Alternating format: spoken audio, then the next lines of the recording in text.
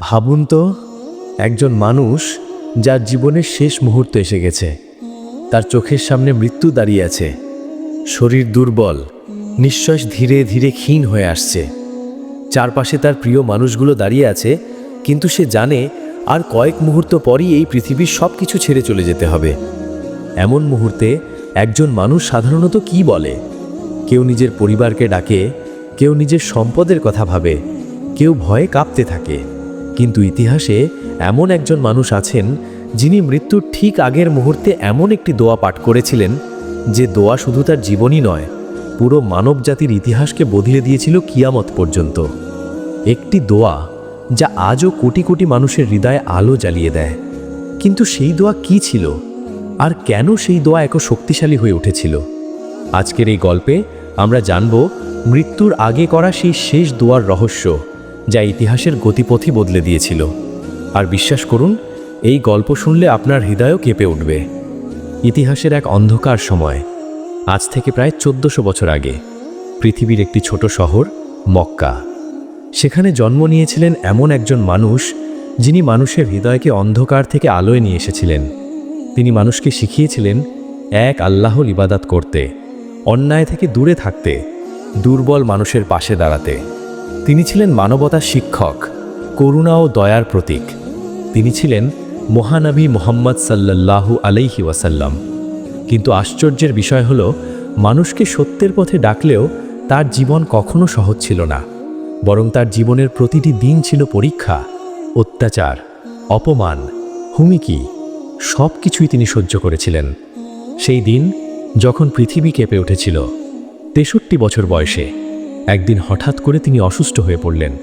প্রথমে সবাই ভাবল হয়তো সাধারণ জ্বর, কিন্তু ধীরে ধীরে অসুখটা বাড়তে লাগলো।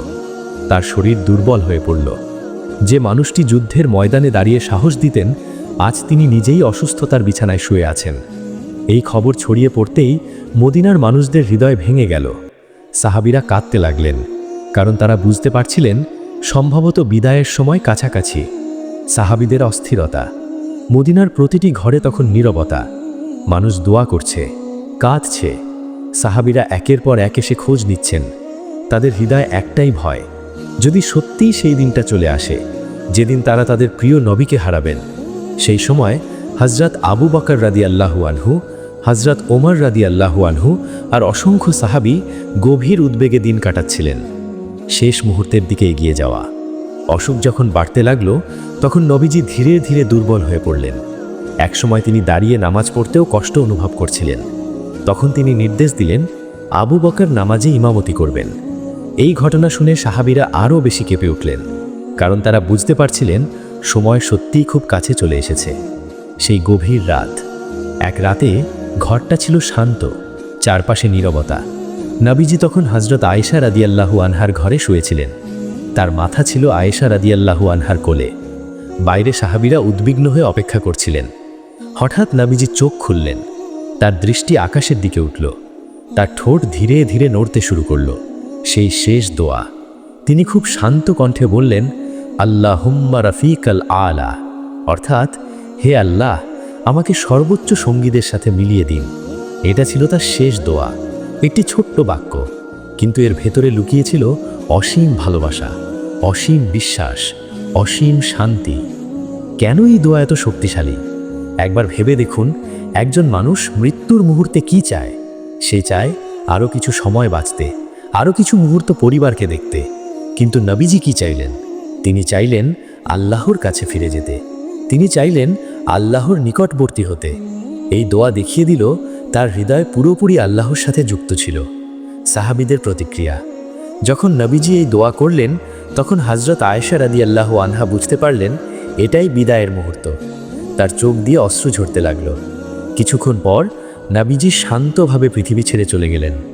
মদিনা শহর যেন স্তব্ধ হয়ে গেল। মানুষ বিশ্বাসই করতে পারছিল না। ওমরের অবস্থা।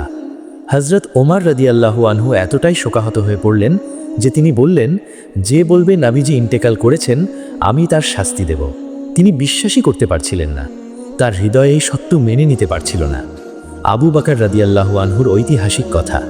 এই সময় হযরত আবু বকর রাদিয়াল্লাহু আনহু সামনে এসে বললেন, যে মুহাম্মদকে ইবাদত করত, সে জেনে রাখুক মুহাম্মদ ইন্তেকাল করেছেন, আর যে আল্লাহকে ইবাদত করে সে জেনে রাখুক আল্লাহ চিরঞ্জীব।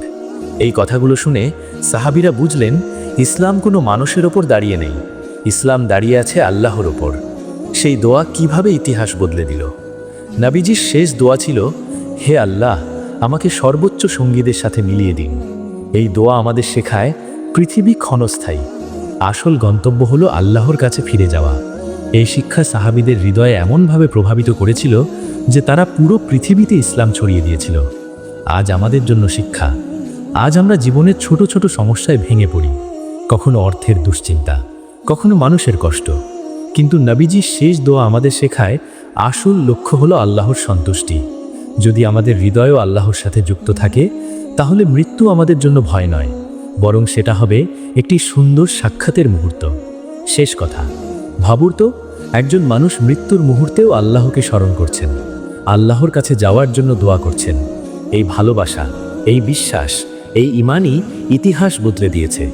আর আজও সেই দোয়া কোটি কোটি মানুষের হৃদয়ে আলো জ্বালায়।